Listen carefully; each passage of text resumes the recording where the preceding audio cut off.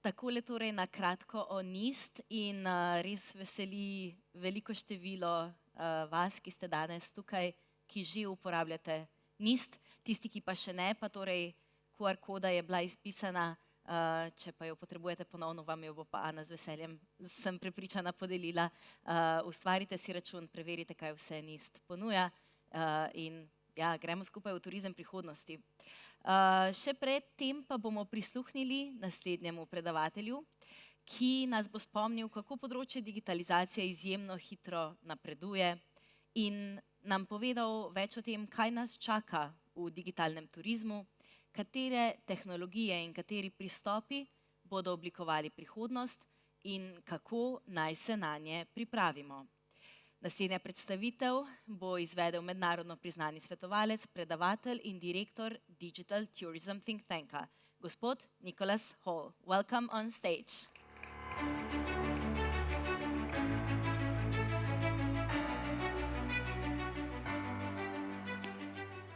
Thank you very much. Well, it's great to be here.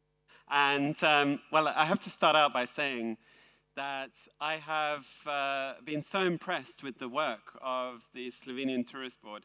And I've worked with the Slovenian Tourist Board for around 20 years. And I'm going to post a video on LinkedIn later today. But if I think back about what you've achieved in 30 years, I think it actually comes down to one thing, and that is consistency. Being determined, knowing where you're going, and staying on that course to be a really, really competitive force for other destinations to think about. So today I'm going to be talking about digitalization in practice. I'm going to pull examples from all around the world. But I thought that I would start by reflecting a little bit on what progress looks like, because I thought this would be a good opportunity to think about what has actually happened in the last 30 years when it comes to technology, and to remind everybody about some of the incredible changes that we've seen in the world around us. But I thought before I would do that, I would go back a little bit further, because we use the word disruption quite a lot when we talk about technologies. We talk about disruption, we talk about jobs that are being replaced, we talk about industries that are being lost. And of course, we're now in an era of AI. I don't need to ask all of you if you're using AI. I already know that you do. And with that comes a sense of fear. You know, will AI replace or will AI disrupt what we do? What about our activities? Is there any reason for us to continue to invest in the things we've always invested in? And these are really relevant questions, by the way. So I'm not here to tell you that disruption isn't real. But I thought I would look back a little bit and just reflect on what disruption has meant over the centuries, and perhaps give you some sense of reassurance that throughout disruption, there's always change, but it always leads to something somehow we can be quite optimistic about. And there's always this fear around disruption. So, for example, the railways were invented in the early 1800s. And obviously the Industrial Revolution and the invention of the steam engine was fundamental in changing the world that we know today. And at the time, people used to travel around on stagecoaches. You can probably all conjure up an image of a horse and carriage and people piled in the back of a carriage. And at the time of the railways being built in Britain, there was huge fear that they would completely disrupt stagecoach operators.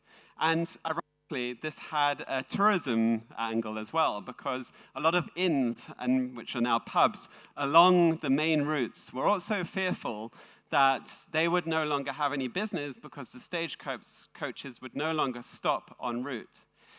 Of course, perhaps there's an element of that that's true. I'm sure nobody has seen a stagecoach for a while, except maybe on a tourist trip around a beautiful square.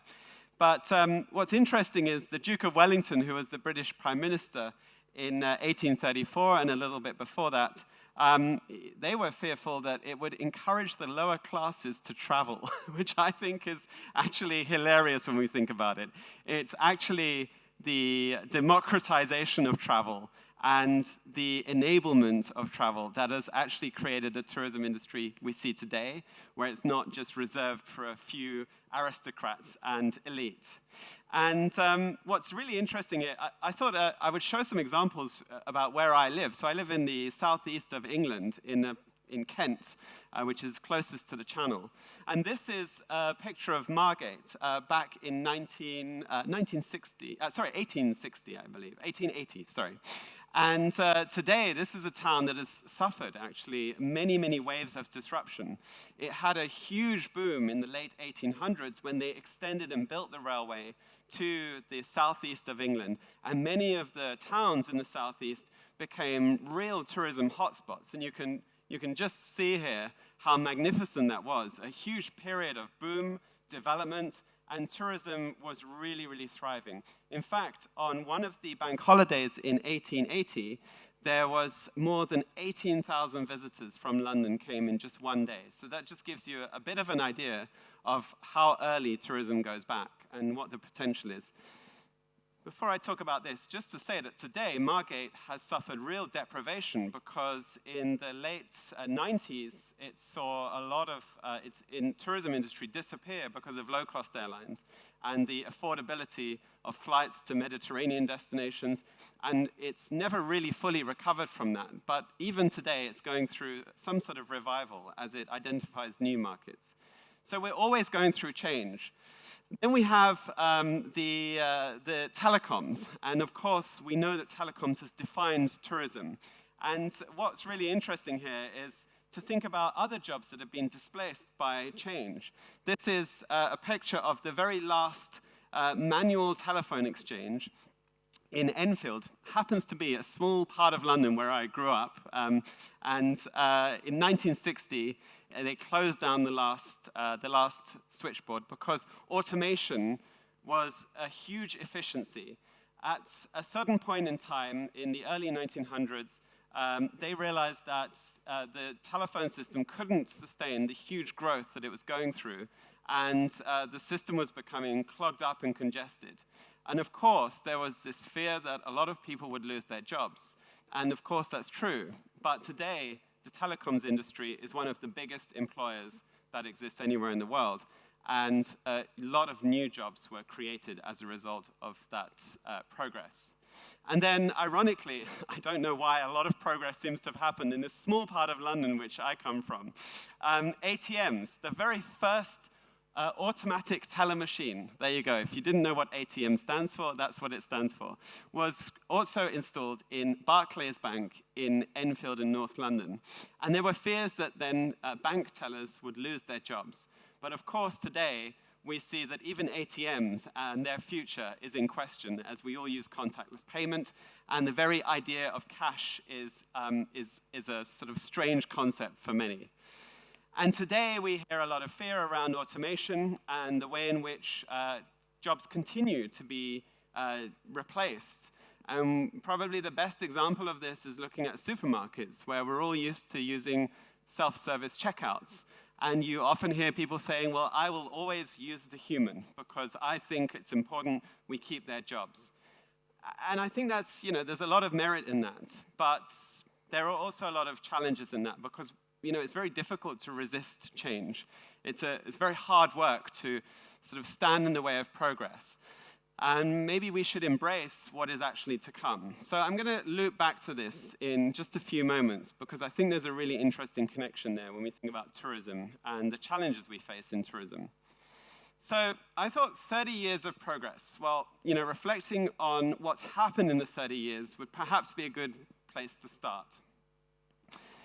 Can you believe that in 1998, Google search was invented? I find that incredible because I remember 1998 like it was yesterday. I'm sure some of the Gen Z in the room are thinking that they don't. But it was very, very recent, right, for some of us. And it's hard to believe that Google has not always been in our lives. I remember before that, there was Lycos with the little black Labrador dog. Maybe one or two of you remember Lycos. And before that, there was AOL. But it's incredible to think that in a really, really short period of time, the internet has completely defined everything we do. And it's ubiquitous, it's transformative, and I think we just need to take a moment to just appreciate in such a short time how much has happened. I actually came to Slovenia for the first time back in 2003 when EasyJet launched one of their first flights to Slovenia. And I was actually traveling around Europe comparing all of the low-cost airlines. And this was a hugely transformative moment for tourism with the Open Skies Agreement by the EU, allowing travel to become affordable and really democratizing that. The low-cost airlines have transformed the industry that we know today. And yet, when you think about it, that was actually before the widespread use of Wi-Fi. So back in 2003, I remember traveling around Europe with a 12-inch MacBook Pro, literally sat on park benches and outside people's homes, trying to get onto their Wi-Fi, because that was how you got online back then. And you would look around for open networks, and most people had an open Wi-Fi network. Talk about GDPR and security, right? So, you know, things really are changing a lot. Booking.com was invented in 2000, Expedia a little bit before that. And only 20 years ago was Google Maps. I mean, that's also incredible. And I remember working at the European Travel Commission, and in 2009, we wanted to integrate Street View for every single destination. So the idea was that the visitors could look at the places they were inspired by and walk around in the street, because Street View was very new and exciting back then. So the idea that you could just look into the street was quite transformative.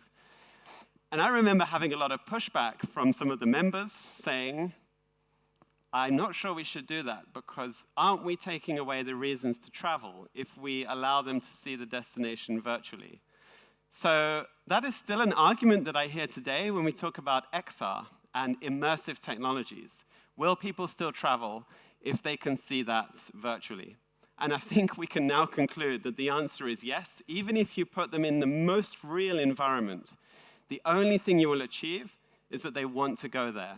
So we really have to embrace the developments. Of course, TripAdvisor was very disruptive. I remember being at an event once with very angry hoteliers, shouting, even becoming violent. So there's been quite a lot of disruption in that sense. The iPhone was only invented in 2007, and at the time it was revolutionary. And yet, if you look back at the first iPhone, it seemed to be missing every single feature it needed to have. Uber was only launched in 2009. Airbnb was only launched in 2011. And Instagram hit a real milestone in 2012 when it hit 100 million users. And that sounds like a lot, but then when you look a little bit further forward to 2022, ChatGPT hit the same number of users in just 2 weeks. And that was really a milestone in technology that showed us how quickly things can move, how rapidly consumers will pick up on new technologies as they emerge, and what game changers these will become. And so just in 3 years, ChatGPT has come into our lives. And obviously, a lot of other large language models, I use Claude every day, many of you will use Gemini, have really dominated how we browse the web, how we do our work, and the choices we make.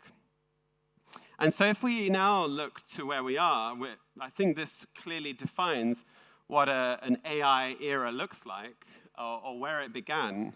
We start to see an acceleration of smart and automated technologies all around us. So, for example, in the US, Waymo, which is the automated self-driving cars, they hit 100,000 rides in 2024, and now they double the number of miles driven every 6 months. So it's a really rapid increase in people using self-driving cars. And I've used one, by the way, several. They're actually really fun, and one thing I learned doing that is I felt safer in a self-driving car than an Uber driver. And I made a direct comparison on my last trip, and I was terrified by the Uber driver, who was driving like a complete lunatic. And he actually locked me in the car as well. So, you know, we have to also, you know, in a good example there of job displacement, maybe there's also progress happening at the same time.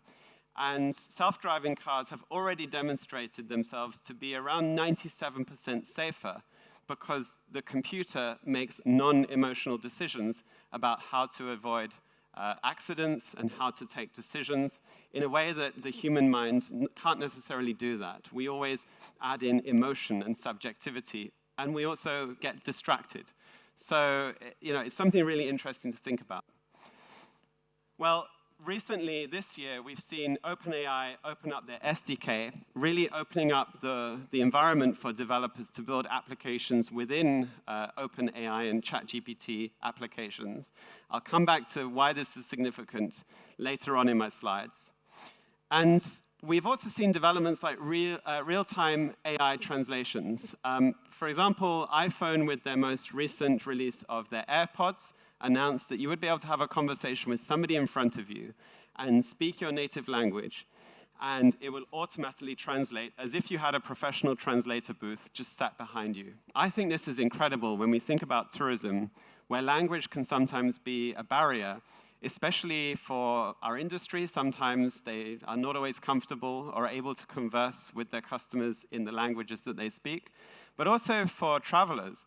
I remember traveling in 2003 around Europe and in Slovenia, and I remember every encounter being slightly terrifying. Every bus journey was a bit worrying because you didn't have your journey tracked on your phone. You didn't have translations available. You didn't know how to pay for things. So there was a real fear of travel, which was exciting.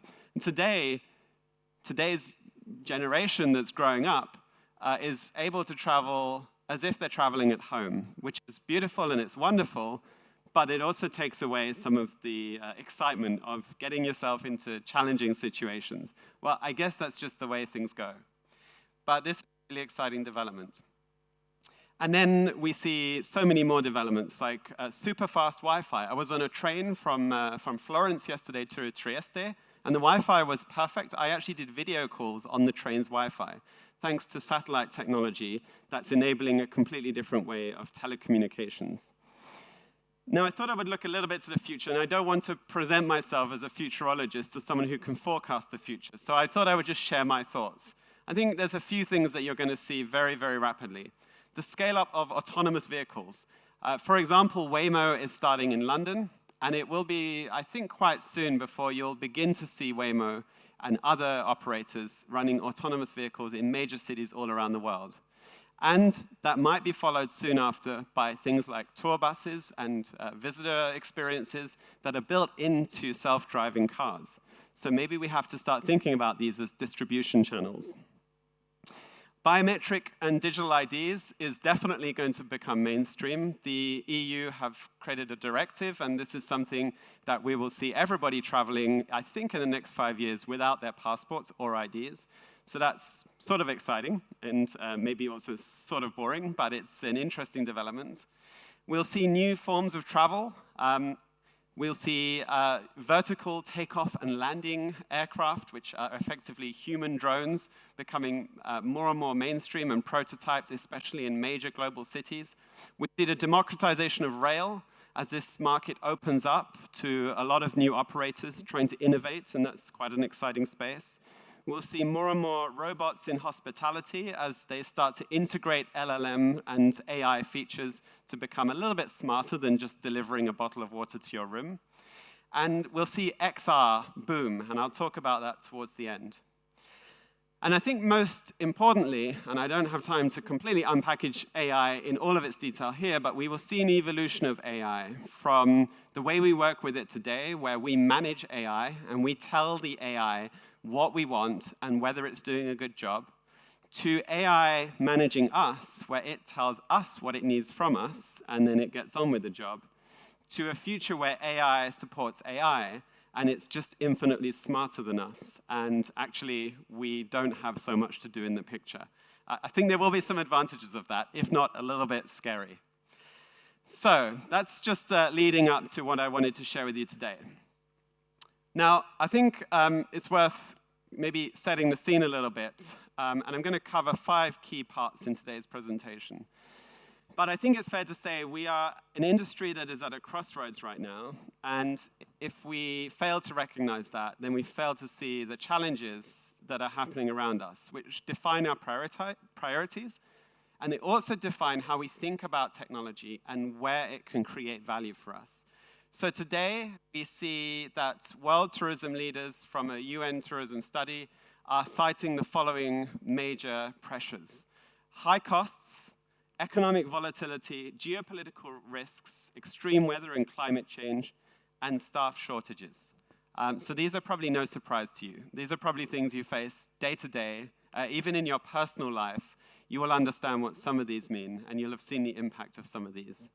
This is quite interesting because we seem to not talk so much about rapid growth in tourism anymore, but managing tourism, creating a more productive and efficient tourism industry, and seeing a higher quality of tourism. So we're focusing increasingly on the output of tourism, not necessarily just the growth of tourism that we've focused on so much pre-pandemic. We also see some really interesting developments when it comes to technology. So digital maturity and adoption is significantly up across the industry, but we also see that productivity is down, and when we compare tourism against other sectors, tourism lags behind. So it's a reminder that we need to continue to invest in supporting industry to grow and develop and to become more competitive, to get more out of digital and technology. There's also a massive increase in tech investments because of AI, and it's a very exciting space. But on the other hand, very, very few businesses have really integrated or adopted AI in a meaningful way, beyond obviously just using ChatGPT on a daily basis. And the other thing which I've seen over the last 20 years of looking at digitalization is that businesses and destinations as well are faced with a dizzying array of choice when it comes to tools and technologies, and there's no shortage of things that enable us to do more and to do things better. So sometimes it's not a question of what is new, but it's a question of what should we choose and how can we make those tools really work effectively for us. And sometimes the biggest challenges is the complexity of integrating and bridging all of that together. Now, employment in tourism is a challenging topic because tourism really suffers huge challenges when it comes to labor. It has done for many years, and it's expected to in the future. So roughly 18% of hotels are roughly below 18% below the staff levels that they should be at, generally, when you look internationally. And this varies from country to country, but staff shortages are a really big challenge. And globally, 1 in 6 jobs are unfilled in our industry. Now, if we look at the expected growth in tourism, we can obviously think about the workforce that's needed to support that. Today, we need 357 million employees. In the future, we'll need 448. And it's expected that there'll be nearly 43 million shortfall of staff. So this presents some real challenges for the hospitality sector that has to compete, has to survive, and it has to still deliver exceptional service to be competitive. We also see that whilst recovery has generally been good, and most of the tourism industry has exceeded its pre-pandemic levels, we also see that because of the geopolitical climate, Central and Eastern Europe has not managed to get back to that level, and so this obviously presents an additional challenge for some destinations. Now, if we think about what those pressures look like, it's very, very clear. We see that there's rising operational costs, there's a shortfall in staff, there are real pressures on margins because costs have increased, and there's a lot of volatility in the market. The good news is when we think about AI as something that's both disruptive and creating opportunities, it has the potential to help us to transform and address a lot of those challenges, but only if we're smart and we really, really think about how to apply technology in the right way. So this is when we come to the AI inflection point. What is AI really creating as an enabler? Where are the opportunities? And what is changing? And I think the first thing to point out is that, like all new developments when we talk about technology, it's not completely equal. We always see that millennials and increasingly Gen Z are the first to adopt new technologies and to take them to the next level. A recent poll by GSIQ, which is a consumer polling company, found that 26% of 25 to 34-year-olds are using AI as their primary source of inspiration and travel planning when it comes to finding out or thinking about where they should go. Now, to be honest, when I saw this figure, I thought that's not correct. It's probably 98%. But the difference here is this is their primary tool, not secondary or third tool. This is the first tool they go to. So actually, that is very significant. And what's really significant here is that competes very directly with destination websites that have always assumed that primacy of being the primary point where destinations discovery takes place. And of course, we know that that is not the case today. And we have to think about a destination brand as a distributed brand, as a brand that has many, many touch points across many, many channels. And that's an increasingly challenging picture to work with. We also see that the generational divide is really clear here. The 25 to 34 market is really leading the way, and that really tails off at the bottom end when it comes to who is going primarily first to AI tools for their trip planning inspiration. And likewise, when it comes to markets, unsurprisingly, China is ahead of the rest of the world. So if developing markets are really important to you, it's important to understand how quickly they're adopting these new technologies. What's really key here is the way we search and gather information is fundamentally shifting, and we have to think about what the implications are with that. It's not a black and white response that we can put in place to this. So previously, we might have said, I was recently in Hungary, and I would search for hotels in Hungary. And this is something I would just put into Google, and I'd have a first page of results. And anybody who was thinking about SEO would optimize to make sure their results are on the top there. If I now think about how a user would search with ChatGPT, they add a lot more context. The phrasing becomes a lot longer. They give all the information to ask a full and complete question because they would like the answer to be specific and exact and provided in one single answer. So before, we would focus our attention on SEO and looking at how to measure that top-of-funnel discovery, and search played a really huge role. And we could look and trace back the success of what we do to that search result. But tomorrow, and today even, we have a much harder time measuring the impact of our digital optimization and the work we do on our content to make sure we surface in those first page results, because it's no longer all about search. It's about generative engine optimization. And this is a lot more challenging because it's a lot harder to trace. And I have conversations with destinations all the time. And we also did a poll recently. And we see that generally destinations are struggling with around a 30% loss in organic traffic, which they attribute directly to AI. So this means the way in which we communicate our results and the way in which we think about what success looks like needs to fundamentally change. And actually, we all need to take a step back and ask really critical questions about what our strategies should look like in this new digital and AI era. I was recently having a conversation with Jeanette Ruch, who is the VP of Innovation and Chief AI Officer, which I think in itself is an interesting title, at Brand USA.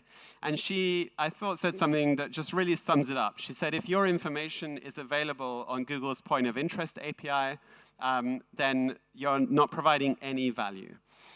And I thought this was really pertinent, because what she's effectively saying is, if the information you have is just standard and publicly available, you are not creating something unique.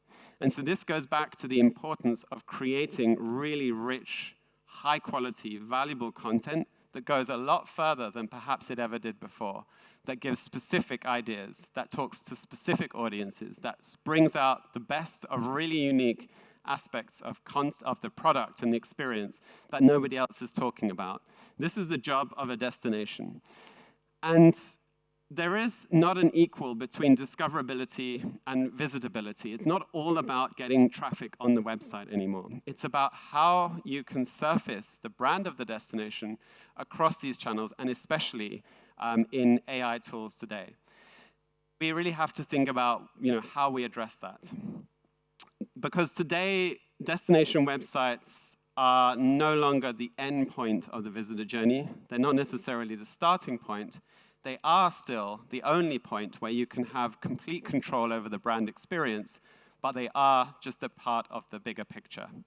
And the other aspect is your websites are increasingly becoming training data for AI, which can be a good thing, and obviously it can also be a bad thing. So there's a lot to think about there. But then when we think about consumers and we think about that generation that is going first to AI tools, we also need to understand how to speak and connect with them in a relevant way. And this is where personalization is so, so important. Now, I've been working in this industry for at least 20 years. And in marketing, we always talk about personalization. We have done even 20 years ago. But we've never really been able to achieve it without a lot of complexity and not always the best experience that we create for visitors. Right now with AI, that is a very rapidly changing picture. We can create a 100% personalized experience for our users that completely adapts to their needs. And I think that is something really exciting that we should embrace. I was asked to share examples from other destinations around the world. I'm posting a video on LinkedIn earlier today where I say Slovenia is the best. So I just want to say that. So I don't want you to feel put out by others, but let's just have a look at what others are doing for a bit of inspiration. Maybe there's some ideas here. So this is the Brand USA's most recent campaign called America the Beautiful. They felt the pressure from their industry to jump on to AI and to do something fast. And so they didn't develop an AI solution from scratch. They didn't have time. They worked with a company called Mindtrip, which is a US-based company, to integrate a conversational chat into their site, very much like Alma, but not completely bespoke. And the idea is that it would surface really rich results in a conversational way. So you know what that looks like. One thing that I really do love about their approach is here you can see these buttons. These are pre-created prompts, and this is what they call chat pills. And I think this is really interesting because when we provide a conversational interface with AI, we assume that our visitors already know which questions they want to ask. And actually, maybe we give our users a little bit too much credit, and maybe we need to support and guide them and give them ideas about what they could ask. And so this is a really subtle difference on working with conversational marketing that helps direct your visitors to the curated experience that you think would be the best representation of the destination. And it still allows them to go whichever way they want and have a fully personalized experience by then having a conversation around that. So I think this is a really interesting way of thinking about it. I thought I'd also show Switzerland Tourism because I think your biggest competitor is perhaps Switzerland Tourism when it comes to integrating AI. They haven't been as bold as Alma, and it's actually quite hard to find this. But I think they've done a great job, and it shows the importance of sitting on a lot of data and really integrating AI at a much deeper level than the superficial level that we often see. And the importance as well of using maps. When we travel, especially to a new country, we often have a very poor idea of the geography. And so layering information and results alongside maps helps us to get a better picture of where things are and what we can discover. The other thing to say about AI users is they're not just an interesting trend, they're also a very valuable market. So in the same research by GSIQ, they found that 76% of those users who are using AI as their primary tool were taking more than 3 trips annually, which was in stark contrast to only 25% of those that were non-AI users. So AI users are also prolific travelers. They are the market to go for. And not only that, but they want to have a lot more from their holidays. They don't want to be just regular tourists. They want to have something experiential. They want to tap into their adventure, the experiential side of their hobbies and interests. And this is a real opportunity to offer something that caters for that. This is a sort of a look at how the journey is evolving. So here we have the static funnel. This is what we probably started with 15 years ago. And as we go down the funnel towards a much more dynamic and personalized journey, I think we'll eventually reach a point where the customer experience is completely fluid, where we're adapting that visitor experience in real time according to what's happening, according to everything that's happening, from where you are to how you're feeling, to how busy your agenda is, perhaps even to how much energy you've burnt in the day. Somebody said to me just the other day, what if we could tap into their Apple Watch and see if they've had a really tough day and they deserve a break, and we could prompt an idea based on how many calories they've burned or how active they've been in the day. Well, this is obviously where AI can do that, but it's down to us to think now about how we enable AI to do that. And then the other thing, and I think this really connects nicely with NIST, which I think is really something needed, it's important, and it's a key milestone for Slovenia, is how do you create the right support mechanisms for the wider industry to have infrastructure so that it can tap into data, so that it can tap into technology, it can use that. So that's everything from cognitive support. So for example, when we help our industry to identify trends, is there a role for AI to do that?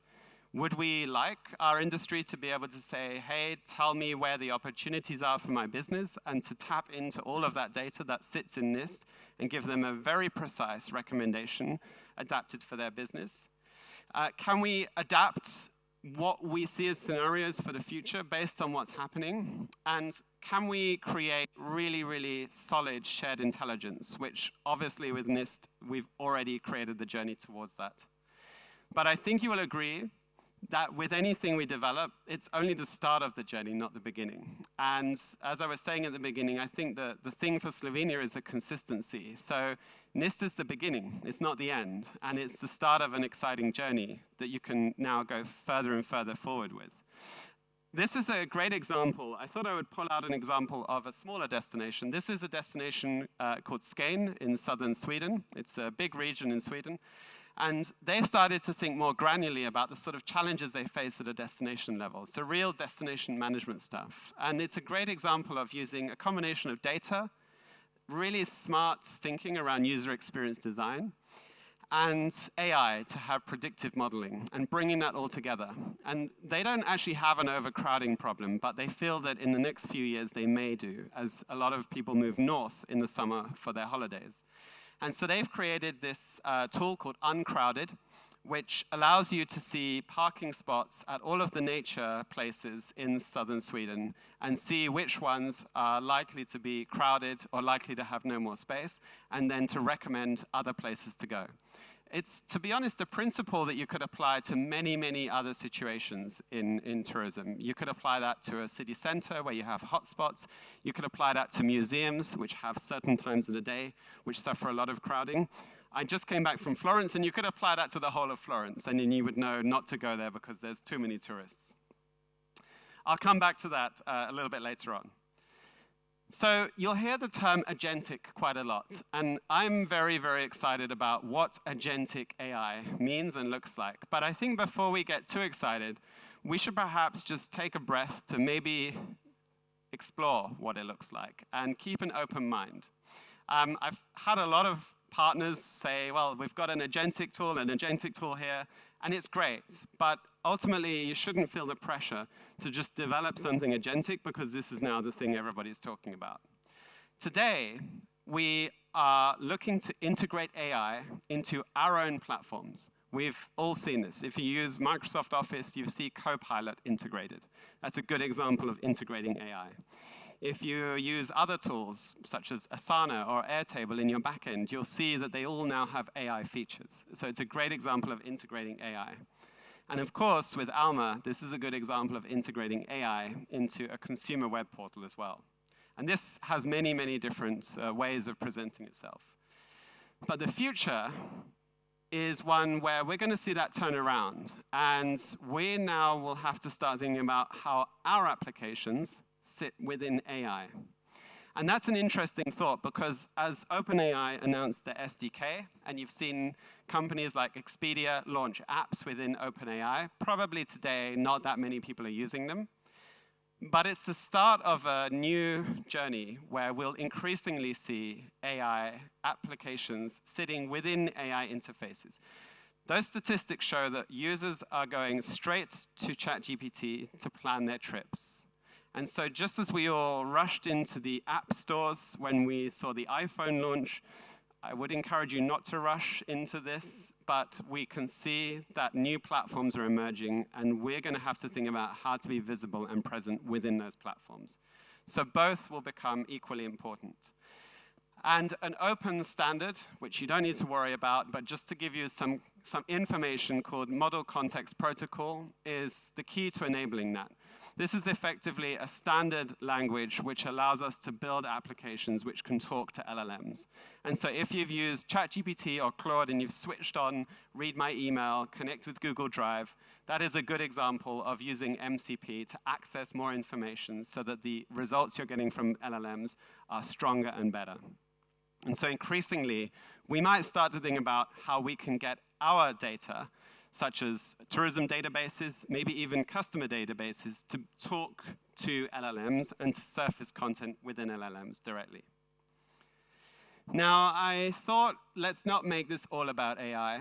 I do keep talking to industry and trying to show them other things, and I have learned that nobody wants to hear about other things, but there are other things happening. So I've dedicated a little bit of time for what else is happening, because I think there's so much exciting things developing that we shouldn't just completely ignore.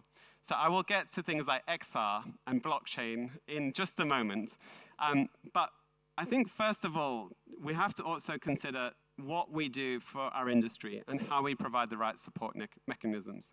Today, we see this two-folded approach. So we see that most people are using AI tactically. They're using it for emails. They're using it to do things better. They're using it sometimes in a very abstract and obscure way. In fact, most of us probably fall into that category. Well, we also see those that are really competitive, critically thinking about the future of AI and how to integrate it into those user experiences, where AI is actually going to present a solution that's going to address real challenges and problems that we face. Now, those can be on a consumer level. They might think about perceptions in a particular market and how we shift and evolve perceptions. But it might also be about how we become smarter as an industry and integrate AI into our destination intelligence. So I would encourage everybody to try and get ahead of the curve and start thinking about AI strategically, because we've already spent a lot of time using it tactically. We understand where its opportunities exist. And also think about this for the industry, because today SMEs are really, really behind when it comes to how they're using AI. They're all using AI, but they're using it in a completely different way. They're using it to correct emails and to do kind of very, very basic tasks. And very few of those, 10% or so, have thought about some sort of AI strategy, and the vast majority lack basic skills to use AI effectively. So they're really using it on the surface level. So this is where it's important to keep in mind capability building, but also recognize that capability building is changing significantly. When we used to talk about capability building, we would always think about trainings in the traditional sense, webinars, live streams, or a facilitator at the front of the room teaching and guiding you step by step through different tools. Today, that's really changing. In an environment like AI, nobody is an expert. Everybody's learning together, and we've all got different experiences. And we all have very good experiences mixed with very bad experiences. And so the way in which we support both each other within an organization and externally within an industry needs to be more open, more fluid, and we all need to meet each other at the same level. I've seen a lot of very large national tourism organizations and corporates that are still really finding that they're not using AI effectively, but everybody is using AI. And it's something I see typically is within a large organization, Copilot, Microsoft is completely mandated and nothing else is. And so what you actually find when you survey the organization is everybody's using ChatGPT. There's even a percentage that are paying for ChatGPT out of their own pocket. And that presents a problem in itself, because that means they're uploading sensitive company data to a non-professional account, which is in effect being used as training data. And so this tells us we need to create a different way of enabling experimentation to exist within organizations. So we need to actually embrace and encourage experimentation, not restrict it, and create conversations, not just teach industry. If we think about what the future looks like, we're making a shift towards digital service design, which I think is really interesting. I wouldn't say it's the end of marketing and promotion, but it's certainly a maturity of marketing and promotion. We have to increasingly think about how data is built into AI systems to train them and to create better experiences. We also have to think more and more about how to create dynamic experiences which build in personalized customer data that allows us to really shape and create that one-to-one experience using things like real-time data, but also surfacing product in a way that's modularized and relevant. We also have to think about how to create really, really good conversations so that we don't just create conversational experiences which are impressive because they didn't exist before, but that we create conversational experiences that really give the right answers and surprise our visitors because of how accurate and relevant they are. And then we also have to think about where AI could exist in different areas of our industry to transform it. So I thought I would show a few examples of what that might look like. This is a tool called Sweeply, and it's a great example of using technology in something as boring as housekeeping, and using technology and digital transformation to change the efficiency, the speed, and the intelligence that sits behind housekeeping. And this is such a boring part of the work of our industry that it's actually hard to imagine that it can go through digital transformation, and it can become smarter.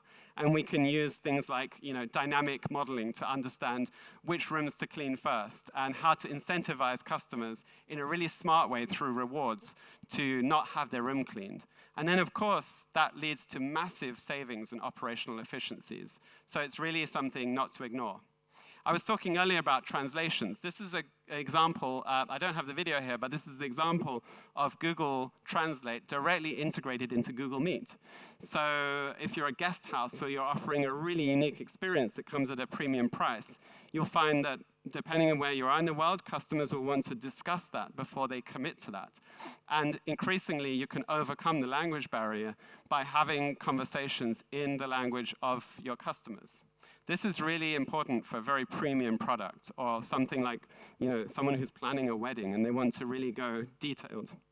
This is an example of a company that's a bit like Airbnb called Landfolk, and they're using AI to create an inspirational search. So they understand people will pick a property, an accommodation, based on something visual, something inspirational. So when you type in what you want, they then present lots of listings based on those visual search prompts, and it's just a really inspirational way to serve up that information.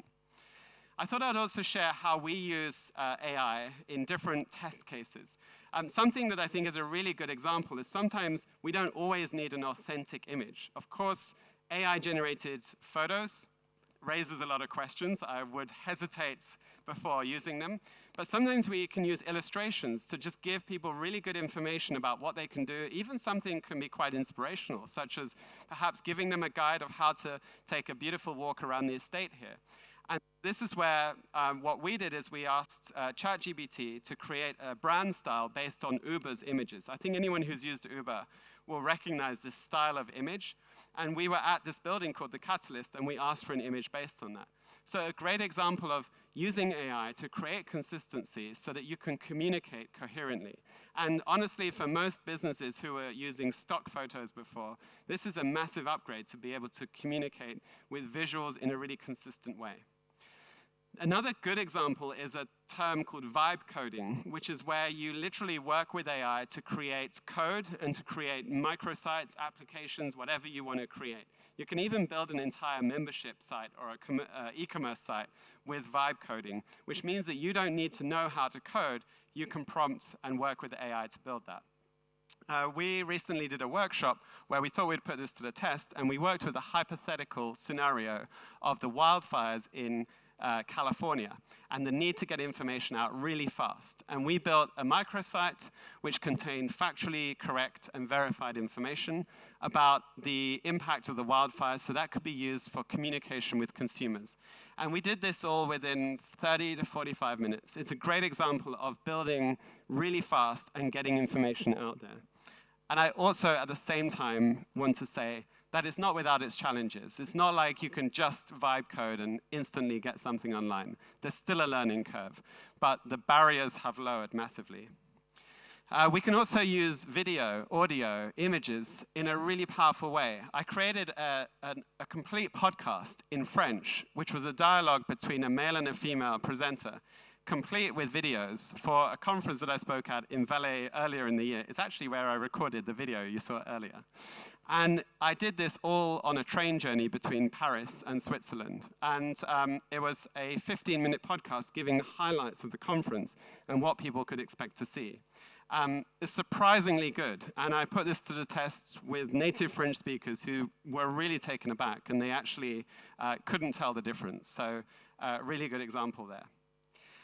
I think one other thing to understand is that if you engage with your customers in a digitalized environment, you're really tapping into new areas of the business to upsell, to engage, and to increase the profit margin that you can get back from consumers.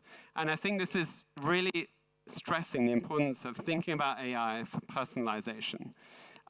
Research by McKinsey shows that brands that are digitally native, so everything is digital first, are able to increase their revenues by 25% versus businesses that are not. So this isn't just about whether they're online or not. This is about the mindset of being completely digital first in everything from engagement to how you deliver services.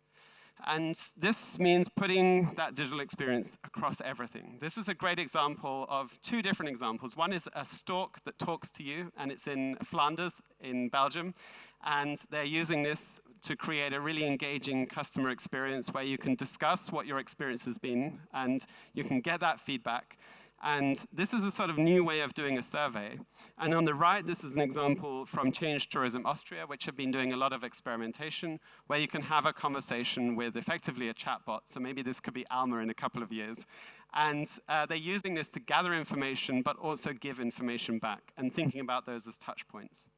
Also, other touch points where different mediums are being used. This is a company called Bookline that has created an AI voice bot, and they've given this to hotels that have actually completed bookings thanks to this, and guide people through the full booking process without a human ever having to answer the phone.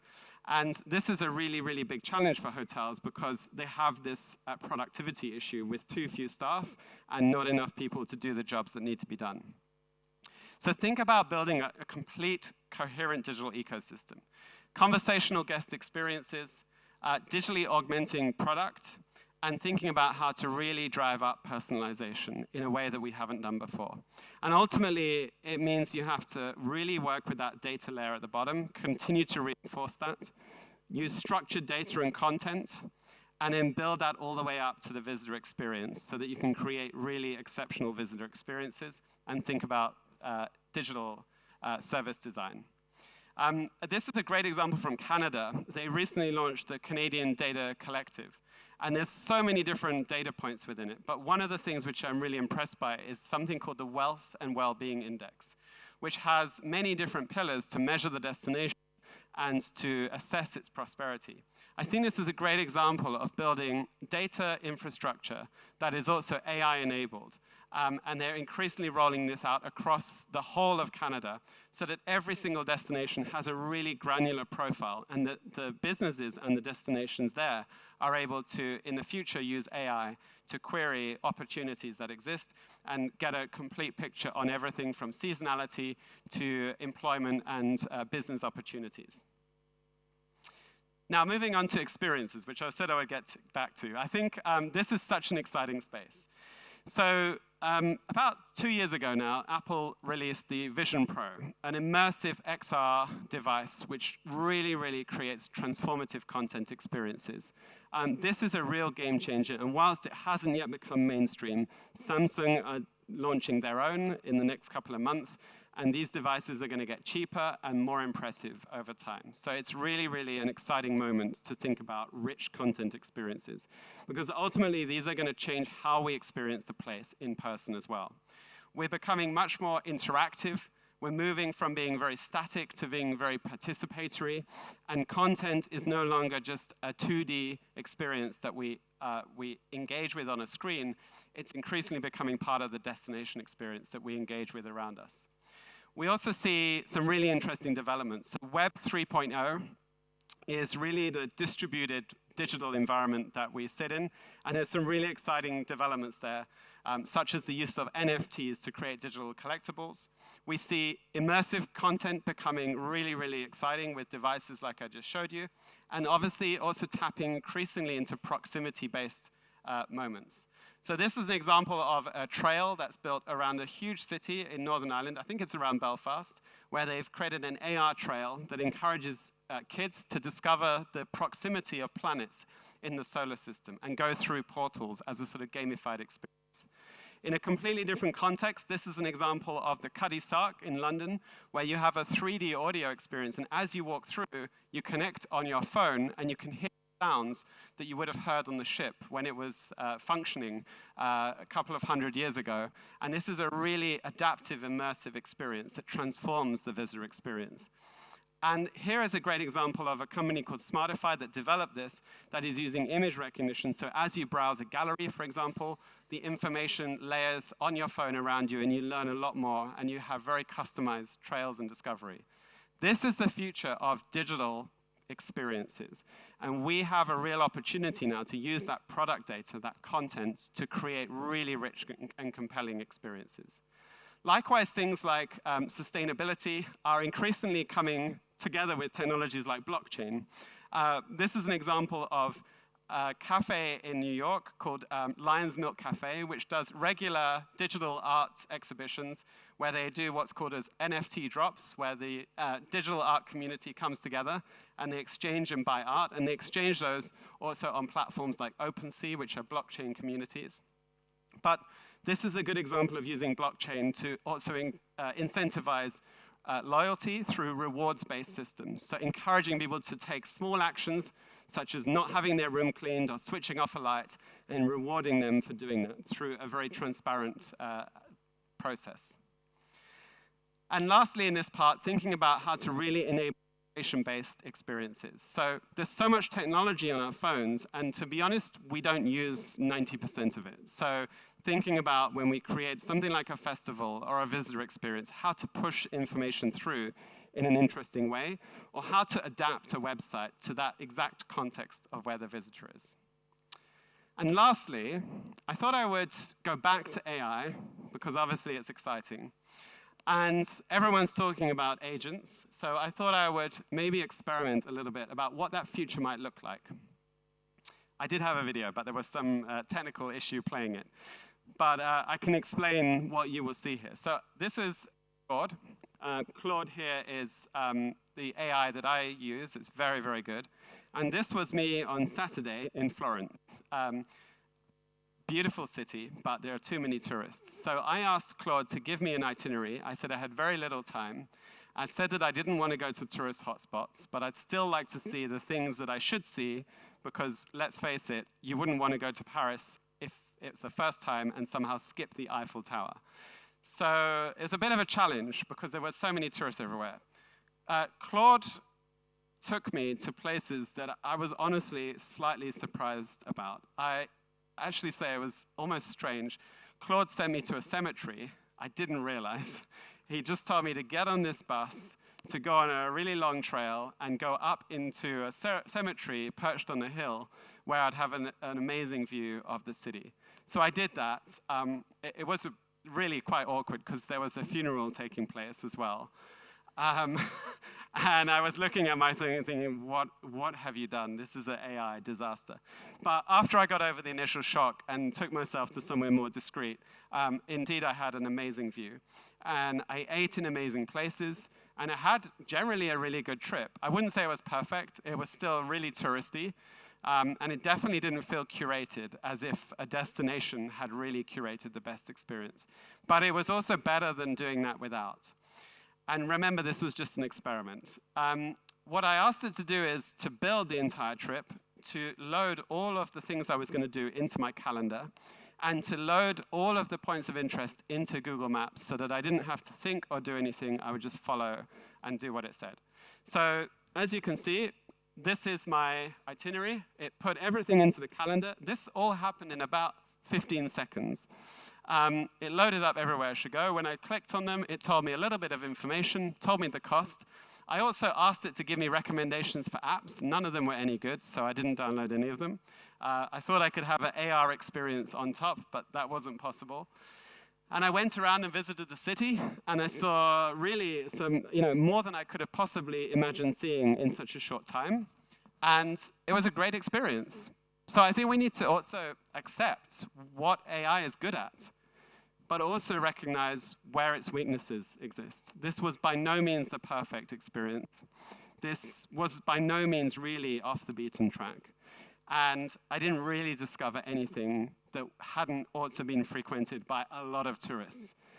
And the reason for that is that even the very good restaurants that I ended up in were sort of hidden gems that every tourist had found out about. So somehow, when we talk about AI and bias, even when you ask a standard AI tool to show you something original, it will show you what all of the reviews say is authentic, local, and original. That is not truly off the beaten track. That is not really into the neighborhoods that nobody ever goes into. That is just a little bit better than going down the main thoroughfare with the umbrellas. So I'm not unhappy about my experience, but I genuinely think if a destination had designed that experience, it could probably be a lot better than what I had. And so I want to leave you on this final thought, because it's a question I asked myself, and I'm not sure about the answer, to be honest, and I'm not sure this is the future, because I'm not a futurologist. But what if AI was to disrupt Apple and Samsung? What if these two huge companies that have dominated so many of our experiences actually became disrupted by the AI tools we see today? What if OpenAI with ChatGPT and Anthropic with Claude actually ended up creating their own technology and their own devices? And I don't think that's completely crazy. We see this happening in so many other spaces. So I asked Gemini to come up with its Nano Banana image creation tool, what that future might look like. Apparently, this is what it looks like according to AI. I had to ask it to put Claude's logo on the back of the phone, and I had to ask it to do a personalized trip planning. It looks fairly ordinary. These two people are not real people. They are AI people. But I think it's reassuring that if this is what the future driven by AI, where AI companies dominate, looks like, perhaps the future is still very human, still very normal, and it's still filled with very personal experiences. And I think with that, we should really embrace the changes that we're seeing today and think about the opportunities they create. So here's what you can keep in mind. Consumer behavior is shifting fast. There's a real tipping point that's leading to disruption. We should embrace it, but recognize that it will lead to disruption. There's a new wave of transformation that's already here, and it's changing how we do everything. And I think more than anything, go back to the product and think about the experiences we're designing and how these technologies can actually make them more incredible. Thank you very much, and it's been great being with you on this very special event.